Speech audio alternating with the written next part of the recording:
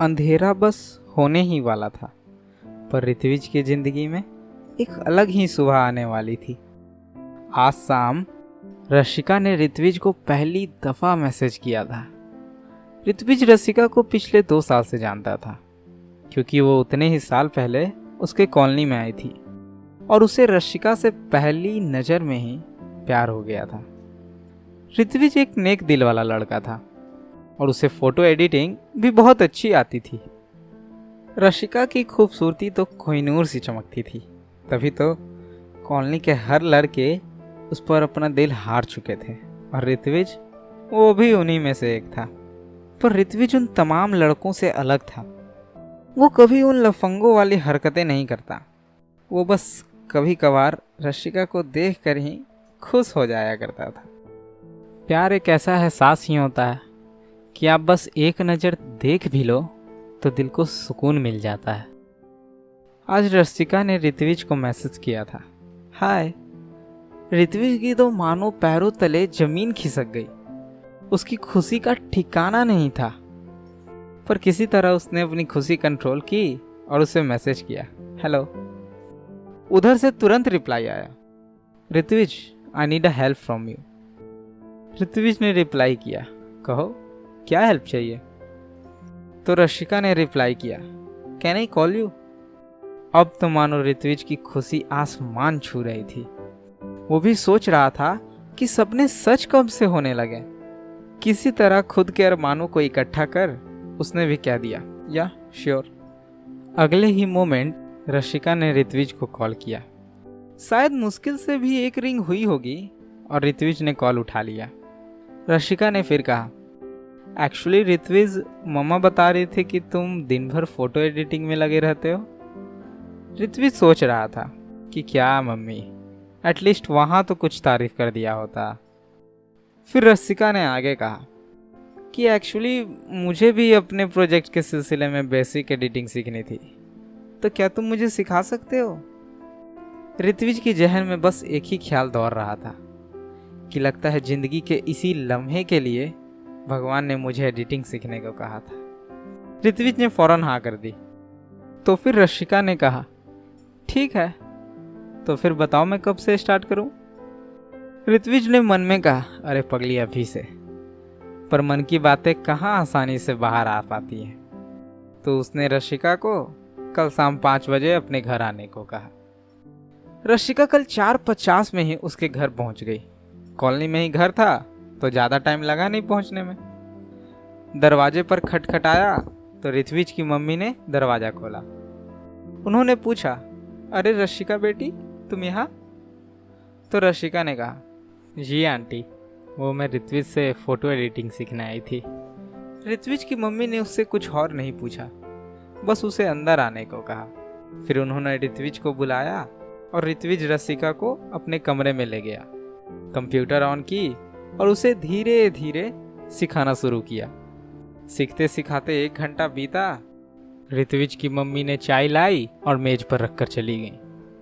अब दोनों ने चाय पीते हुए एक ब्रेक लिया और खुद के बारे में बताने लगे।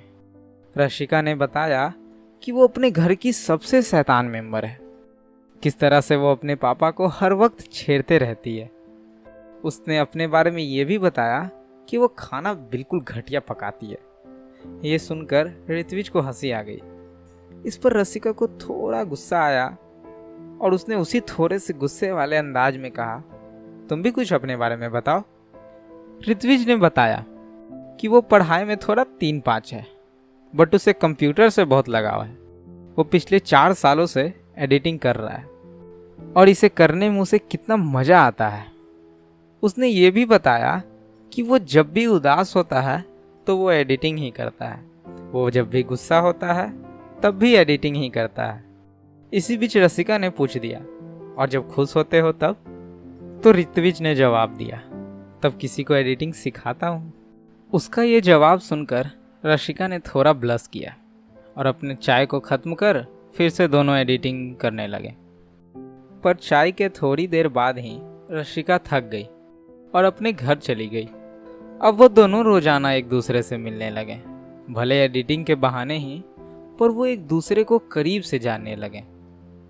रशिका का धीरे धीरे अपनी हर बातों को ऋत्विज के साथ शेयर करना, शायद रसिका को भी कुछ लगने लगा था कि उसे भी कुछ हो रहा है, पर वो इसे नज़रअंदाज करते चली गई।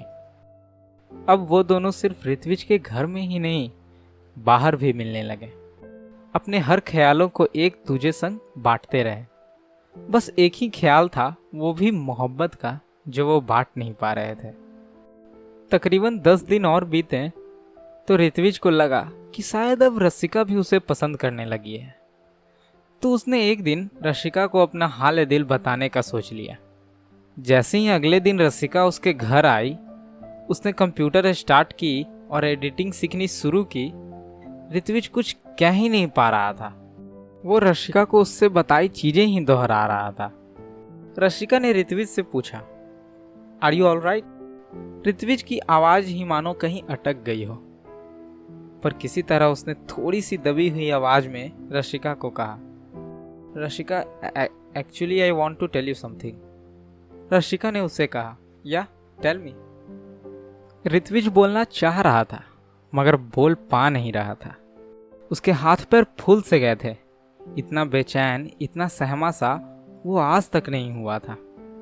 लेकिन किसी तरह हिम्मत जुटाकर उसने रसिका को वो सब कह दिया जो उसका दिल कहना चाह रहा था। उसने अपने हर जज्बात को दुल्हन की तरह सजाकर उसके सामने पेश करता गया। अपने इश्क के एक एक कतरे को वो उसे सुनाता चला गया। ऋत्विज अपनी पेशी दे चुका था, अब बस इंतजार था तो सिर्फ नतीजे का। रशिका चुपचाप उसकी बातें सुन रही थी, और सुनने के बाद भी वो चुपचाप ही बैठी थी। रशिका ने इस एहसास को पहले कभी महसूस नहीं किया था। उसे विश्वास ही नहीं हो रहा था कि कोई उसे इतना चाह सकता है। अब रशिका कुछ कह नहीं पा रही थी। ऋत्विज को तो लगने लगा कि क्यों उसने ये हिमाकत कर दी। इससे पहले कि ऋत्विज खुद ही और कयास लगाता, रशिका ने कहा, ऋत्विज, यू नो व्हाट, इतना मुझे आज तक किसी ने स्पेशल फील नहीं करवाया जितना तुमने मुझे करवाया है। मैंने घर वालों के अलावा किसी के सामने अपने इस वर्जन को एक्सप्रेस नहीं किया, पर वो तुम थे जिसने मुझे इस काबिल बना दिया, मुझे खुद को पहचानना सिखा दिया। और जब जब मैं खुद को पहचानूंगी तो शायद तुम भी पहचान में आओगे। Ritvij, I love you. I love you more than you do. तो आज की कहानी में बस इतना ही।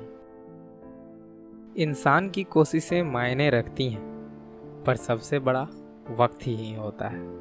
और उसी वक्त ने ऋत्विज को उसके 2 साल के वन साइडेड लव को मुकम्मल इश्क बना दिया। वो ऊपर वाला मौके जरूर देता है, बस थोड़ा सब्र और थोड़ी हिम्मत रखनी चाहिए।